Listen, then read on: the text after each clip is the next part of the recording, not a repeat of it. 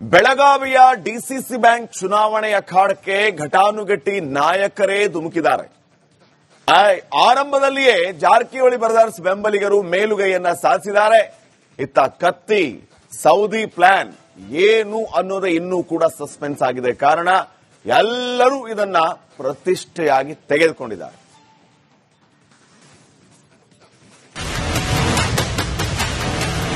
Jarkiholi brothers ಮತ್ತು ಕತ್ತಿ ಮತ್ತು Saudi ನಡುವೆ ಈ ಒಂದು ಬಿಗ್ ಫೈಟ್ ಇರುವಂತದ್ದು. ಸದ್ಯ ಈಗ ಬಾಲಚಂದ್ರ ಜಾರಕಿಹೊಳಿ ಪ್ಯಾನೆಲ್ ನಲ್ಲಿ ಇದ್ದಂತ ಸುಮಾರು 5 ಜನ ಅಭ್ಯರ್ಥಿಗಳು ಈಗ ಅವಿರೋಧವಾಗಿ ಆಯ್ಕೆಯಾಗಿರುವಂತದ್ದು.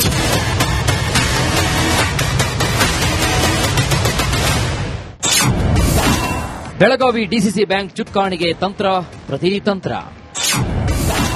ಜಾರಕಿಹೊಳಿ ಬ್ರದರ್ಸ್ ಬಣದ 5 ಅವಿರೋಧ ಆಯ್ಕೆ.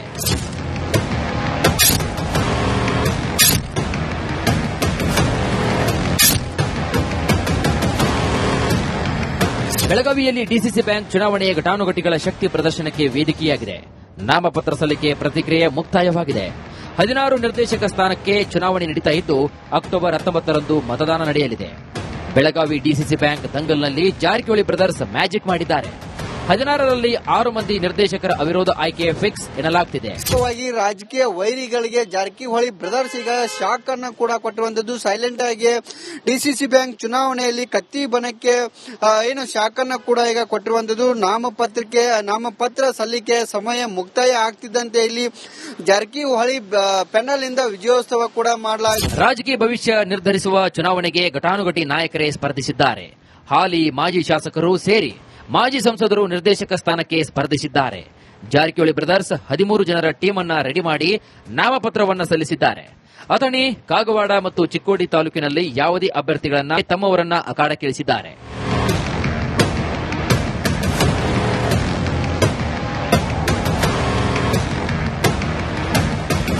ಇತ್ತ ರಮೇಶ್ ಕತ್ತಿ ಮತ್ತು ಲಕ್ಷ್ಮಣ ಸವದಿ ನಡೆ ಇನ್ನೂ ಕೂಡ ನಿಗೂಢವಾಗಿದೆ. ಜಾರಕಿಹೊಳಿ ಬ್ರದರ್ಸ್ಗೆ ಶಾಕ್ ಕೊಡಲು ರಣತಂತ್ರ ರೂಪಿಸುತ್ತಿದ್ದಾರೆ. ಆರಂಭಿಕ ಹಂತದಲ್ಲಿ ಜಾರಕಿಹೊಳಿ ಬ್ರದರ್ಸ್ ಮೇಲುಗೈ ಸಾಧಿಸಿದ್ದು 6 ತಾಲೂಕಿನ ಪೈಕಿ 5 ನಿರ್ದೇಶಕ ಸ್ಥಾನಗಳಲ್ಲಿ ಜಾರಕಿಹೊಳಿ ಬ್ರದರ್ಸ್ ಟೀಮ್ ಆಯ್ಕೆಯಾಗಿದೆ. ಸುಮಾರು 6 ಕ್ಷೇತ್ರಗಳಲ್ಲಿ ಅವಿರೋಧವಾಗಿ ಆಯ್ಕೆಯಾಗಿದ್ದು ಖಚಿತ. ಹೇಳಿದಾಗೆ ನಂದು ಯರಗಟ್ಟೆ, ಸೌದತ್ತಿ, ಇವರು ಮೂಡಲ್ಗಿ, ಗೋಕಾಕದಿಂದ ಅಮರನಾಥ್ ಜಾರಕಿಹೊಳಿ ಅವರು, ಬೆಳಗಾವಿ ಗ್ರಾಮೀಣದಿಂದ ರಾಹುಲ್ ಜಾರಕಿಹೊಳಿ ಅವರು, ಮತ್ತೆ ಚಿಕ್ಕೋಡಿಯಿಂದ ನಮ್ಮ ಗಣೇಶಣ್ಣ ಹುಕ್ಕೇರಿ ಅವರು. ಈಗಾಗಲೇ 6 ಜನ ಅವಿರೋಧವಾಗಿ ಆಯ್ಕೆ ಆಗಿದ್ದಾರೆ. ಇನ್ನು ಒಂದು ಕಡೆ ಜಾರಕಿಹೊಳಿ ಬ್ರದರ್ಸ್ ಆರಂಭಿಕ ಹಂತದಲ್ಲಿ ಮೇಲುಗೈ ಸಾಧಿಸಿದ್ರು ಅದಕ್ಕೆ ಟಕ್ಕರ್ ಕೊಡಲು ಲಕ್ಷ್ಮಣ ಸವದಿ ಹಾಗೂ ರಮೇಶ್ ಕತ್ತಿ ಮಾಸ್ಟರ್ ಪ್ಲಾನ್ ಮಾಡುತ್ತಿದ್ದಾರೆ. ಜಾರಕಿಹೊಳಿ ಬ್ರದರ್ಸ್ ತಾವು ಸ್ಪರ್ಧೆ ಮಾಡುವುದನ್ನು ಬಿಟ್ಟು ತಮ್ಮ ಕುಡಿಗಳಿಗೆ ಸ್ಪರ್ಧಿಸಲು ಅವಕಾಶ ಮಾಡಿಕೊಟ್ಟಿದ್ದು ಈ ಮೂಲಕ ಜಾರಕಿಹೊಳಿ ಮನೆತನದ 2ನೇ ಪೀಳಿಗೆ ರಾಜಕೀಯ ರಂಗ ಪ್ರವೇಶ ಮಾಡಿದೆ. ಗೋಕಾಕ್ನಿಂದ ಅನಿವಾರ್ಯ ಪರಿಸ್ಥಿತಿ ಬಂದು ಅಮರನಾಥ್ ಅವ್ರನ್ನ ಹಾಕಿರ. ರಾಹುಲ್ ಜಾರಕಿಹೊಳಿ ಅಂಕಲಿಗೆ ರಾಜು 6 ತಿಂಗಳಿಂದ ನಾವು ನಿಲ್ಲಿಸ್ತು ಅಂತೇಳಿ ಅವರು ಹೆಸರು ಘೋಷಣೆ ಮಾಡಿರ. ಇತ್ತದು ಅದಕ್ಕೋಸ್ಕರ ಈಗ ನಮ್ಮ ಫ್ಯಾಮಿಲಿ ಇಬ್ಬರು ಮೆಂಬರ್ ಬಂದಿರತ್ತ ಏನೂ ಸಮಸ್ಯೆ ಇಲ್ಲ. ಇವತ್ತು ಹೇಳತ್ತನು ಡಿಸಿಸಿ ಬ್ಯಾಂಕಿಗೆ ಲಿಂಗಾಯತ್ ಸಮಾಜ ಅಧ್ಯಕ್ಷ ಆಗ್ತಾರೋ ಇದೊಂದು ಕ್ಲಿಯರ್ ಇಟ್ಕೊಂಡು ನೀವು. ಯಾಕಂದ್ರೆ ಲಿಂಗಾಯತ್ ಸಮಾಜದ್ದು ಈ ಬ್ಯಾಂಕಿಗೆ ಬಹಳ ಸೇವೆ ಕೊಡುಗೆ ಇದೆ. ಯಾಕೆ ಮುರುಗೋಡ ಮಹಾಂತಜ್ಜನ ಆಶೀರ್ವಾದದಿಂದ ಅವ್ರು ಬ್ಯಾಂಕ್ ಕಟ್ಟಿದಾರು. ಲಿಂಗಾಯತ್ ಸಮಾಜದ ಬಹಳ ಕೊಡುಗೆ ಇದೆ. ಅದಕ್ಕೆ ಲಿಂಗಾಯತ್ ಸಮಾಜದವ್ರು ಇರ್ಲಿ. ಎಲ್ಲ ಕಡೆ ಒಂದು ಸಮಾಜ ಬೇಕಿಲ್ಲ ರೀ. ಅದಕ್ಕೆ ಅವ್ರನ್ನ ಮಾಡ್ತಾ ಹೇಳ್ತಾರೆ. ಯಾಕಂದ್ರೆ ಅವ್ರ ಕೊಡುಗೆ ಇದೆ, ಕೆಲಸ ಮಾಡಿದವರು, ಅವ್ರದ್ದು ಬಹಳ ಶ್ರಮ ಇದೆ. ಡಿಸಿಸಿ ಬ್ಯಾಂಕ್ ಚುಕ್ಕಾಣಿ ಹಿಡಿಯಲು ಜಾರಕಿಹೊಳಿ ಬ್ರದರ್ಸ್ ಲಿಂಗಾಯತ ಅಸ್ತ್ರ ಪ್ರಯೋಗಿಸಿದ್ದಾರೆ. ತಮ್ಮ ಬೆಂಬಲಿಗರು ಗೆದ್ರೆ ಲಿಂಗಾಯತರೇ ಅಧ್ಯಕ್ಷ ಅಂತ ಬಾಲಚಂದ್ರ ಹೇಳಿದ್ದು ಮತ್ತಷ್ಟು ರೋಚಕತೆ ಹೆಚ್ಚಿಸಿದೆ. ಒಟ್ಟಾರೆ ರೋಚಕ ಕಾದಾಟಕ್ಕೆ ಸಾಕ್ಷಿಯಾಗಿರುವಂತಹ ಬೆಳಗಾವಿಯ ಡಿಸಿಸಿ ಬ್ಯಾಂಕ್ ಗದ್ದಿಗೆಯನ್ನು ಹಿಡಿಬೇಕು ಅನ್ನೋ ನಿಟ್ಟಿನಲ್ಲಿ ಜಾರಕಿಹೊಳಿ ಬ್ರದರ್ಸ್ ತೀವ್ರ ಕಸರತ್ತನ್ನ ಕೂಡ ಮಾಡ್ತಿರುವಂತದ್ದು. ಹುಕ್ಕೇರಿಯಲ್ಲಿ ಆದಂತಹ ಸೋಲನ್ನ ಇಲ್ಲಿ ಗೆಲ್ಲುವ ಮೂಲಕ ಸರಿಪಡಿಸಿಕೊಳ್ಬೇಕು, ಆ ಸೇಡನ್ನ ತೀರಿಸಿಕೊಳ್ಬೇಕು ಅನ್ನೋ ನಿಟ್ಟಿನಲ್ಲಿ ಸಾಕಷ್ಟು ರಣತಂತ್ರವನ್ನ ಜಾರಕಿಹೊಳಿ ಬ್ರದರ್ಸ್ ಕೂಡ ಈಗಾಗಲೇ ಹೆಣೆದಿರುವಂತದ್ದು. ಆ ನಿಟ್ಟಿನಲ್ಲಿ ಸಾಕಷ್ಟು ಕೆಲಸವನ್ನು ಕೂಡ ಮಾಡಿರುವಂತದ್ದು. ಒಟ್ಟಾರೆ ಇನ್ನು ಅಕ್ಟೋಬರ್ 19ರಂದು ಡಿಸಿಸಿ ಬ್ಯಾಂಕ್ಗೆ ಚುನಾವಣೆ ಆಗುತ್ತೆ. ಆ ಒಂದು ಚುನಾವಣೆ ಸಂದರ್ಭದಲ್ಲಿ ಯಾರ ಕೈ ಮೇಲಾಗತ್ತೆ ಅನ್ನೋದನ್ನ ಕೂಡ ಕಾದು ನೋಡ್ಬೇಕಿರುವಂತದ್ದು. ಕ್ಯಾಮರಾ ಪರ್ಸನ್ ಮಹಾಂತೇಶ್ ಜೊತೆ ಮೈಲೇರ್ ಪಟಾದ್, ರಿಪಬ್ಲಿಕ್ ಕನ್ನಡ, ಬೆಳಗಾವಿ. ಬೆಳಗಾವಿಯ ಡಿಸಿಸಿ ಬ್ಯಾಂಕ್ ಚುನಾವಣೆ ಅಖಾಡಕ್ಕೆ ಘಟಾನುಘಟಿ ನಾಯಕರೇ ಧುಮುಕಿದ್ದಾರೆ.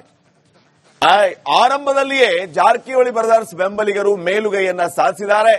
ಇತ್ತ ಕತ್ತಿ ಸೌದಿ ಪ್ಲಾನ್ ಏನು ಅನ್ನೋದೇ ಇನ್ನೂ ಕೂಡ ಸಸ್ಪೆನ್ಸ್ ಆಗಿದೆ. ಕಾರಣ ಎಲ್ಲರೂ ಇದನ್ನ ಪ್ರತಿಷ್ಠೆಯಾಗಿ ತೆಗೆದುಕೊಂಡಿದ್ದಾರೆ.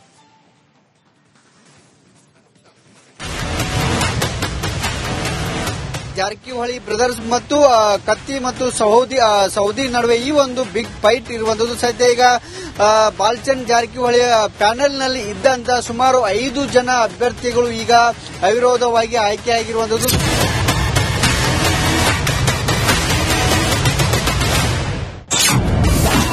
ಬೆಳಗಾವಿ ಡಿಸಿಸಿ ಬ್ಯಾಂಕ್ ಚುಕ್ಕಾಣಿಗೆ ತಂತ್ರ ಪ್ರತಿತಂತ್ರ.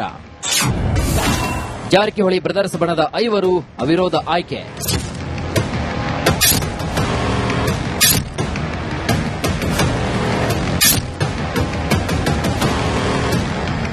ಬೆಳಗಾವಿಯಲ್ಲಿ ಡಿಸಿಸಿ ಬ್ಯಾಂಕ್ ಚುನಾವಣೆಯ ಘಟಾನುಘಟಿಗಳ ಶಕ್ತಿ ಪ್ರದರ್ಶನಕ್ಕೆ ವೇದಿಕೆಯಾಗಿದೆ. ನಾಮಪತ್ರ ಸಲ್ಲಿಕೆ ಪ್ರತಿಕ್ರಿಯೆ ಮುಕ್ತಾಯವಾಗಿದೆ. 16 ನಿರ್ದೇಶಕ ಸ್ಥಾನಕ್ಕೆ ಚುನಾವಣೆ ನಡೀತಾ ಇದ್ದು ಅಕ್ಟೋಬರ್ 19ರಂದು ಮತದಾನ ನಡೆಯಲಿದೆ. ಬೆಳಗಾವಿ ಡಿಸಿಸಿ ಬ್ಯಾಂಕ್ ದಂಗಲ್ನಲ್ಲಿ ಜಾರಕಿಹೊಳಿ ಬ್ರದರ್ಸ್ ಮ್ಯಾಜಿಕ್ ಮಾಡಿದ್ದಾರೆ. 16ರಲ್ಲಿ 6 ಮಂದಿ ನಿರ್ದೇಶಕರ ಅವಿರೋಧ ಆಯ್ಕೆ ಫಿಕ್ಸ್ ಎನ್ನಲಾಗುತ್ತಿದೆ. ರಾಜಕೀಯ ವೈರಿಗಳಿಗೆ ಜಾರಕಿಹೊಳಿ ಬ್ರದರ್ಸ್ ಈಗ ಶಾಕ್ ಅನ್ನು ಕೂಡ ಕೊಟ್ಟಿರುವಂತದ್ದು. ಸೈಲೆಂಟ್ ಆಗಿ ಡಿಸಿಸಿ ಬ್ಯಾಂಕ್ ಚುನಾವಣೆಯಲ್ಲಿ ಕತ್ತಿ ಬಣಕ್ಕೆ ಶಾಕ್ ಅನ್ನು ಕೂಡ ಈಗ ಕೊಟ್ಟಿರುವಂತದ್ದು. ನಾಮಪತ್ರ ಸಲ್ಲಿಕೆ ಸಮಯ ಮುಕ್ತಾಯ ಆಗ್ತಿದ್ದಂತೆ ಇಲ್ಲಿ ಜಾರಕಿಹೊಳಿ ಪೆನಲ್ ಇಂದ ವಿಜಯೋತ್ಸವ ಕೂಡ ಮಾಡಲಾಗಿದೆ. ರಾಜಕೀಯ ಭವಿಷ್ಯ ನಿರ್ಧರಿಸುವ ಚುನಾವಣೆಗೆ ಘಟಾನುಘಟಿ ನಾಯಕರೇ ಸ್ಪರ್ಧಿಸಿದ್ದಾರೆ. ಹಾಲಿ ಮಾಜಿ ಶಾಸಕರು ಸೇರಿ ಮಾಜಿ ಸಂಸದರು ನಿರ್ದೇಶಕ ಸ್ಥಾನಕ್ಕೆ ಸ್ಪರ್ಧಿಸಿದ್ದಾರೆ. ಜಾರಕಿಹೊಳಿ ಬ್ರದರ್ಸ್ 13 ಜನರ ಟೀಮ್ ಅನ್ನ ರೆಡಿ ಮಾಡಿ ನಾಮಪತ್ರವನ್ನು ಸಲ್ಲಿಸಿದ್ದಾರೆ. ಅಥಣಿ, ಕಾಗವಾಡ ಮತ್ತು ಚಿಕ್ಕೋಡಿ ತಾಲೂಕಿನಲ್ಲಿ ಯಾವುದೇ ಅಭ್ಯರ್ಥಿಗಳನ್ನ ತಮ್ಮವರನ್ನ ಅಖಾಡಕ್ಕಿಳಿಸಿದ್ದಾರೆ.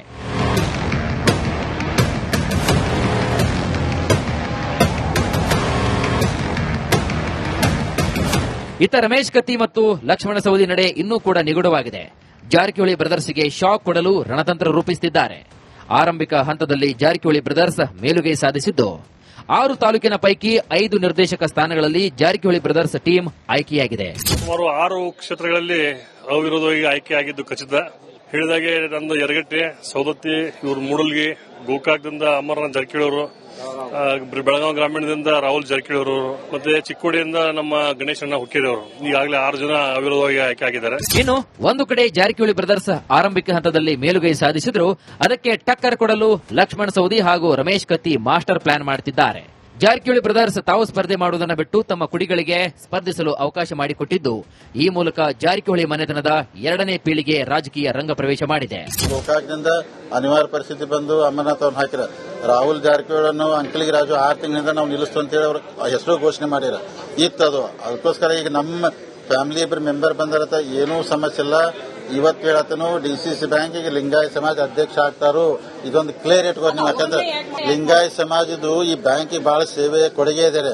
ಯಾಕೆ ಮುರುಗೋಡ ಮಹಾಂತಜ್ಜನ ಆಶೀರ್ವಾದದಿಂದ ಅವ್ರು ಬ್ಯಾಂಕ್ ಕಟ್ಟಿದಾರು. ಲಿಂಗಾಯತ್ ಸಮಾಜದ ಬಹಳ ಕೊಡುಗೆ ಇದೆ. ಅದಕ್ಕೆ ಲಿಂಗಾಯತ್ ಸಮಾಜ ಇರ್ಲಿ, ಎಲ್ಲಾ ಕಡೆ ಒಂದೊಂದು ಸಮಾಜ ಬೇಕಿಲ್ಲ ರೀ.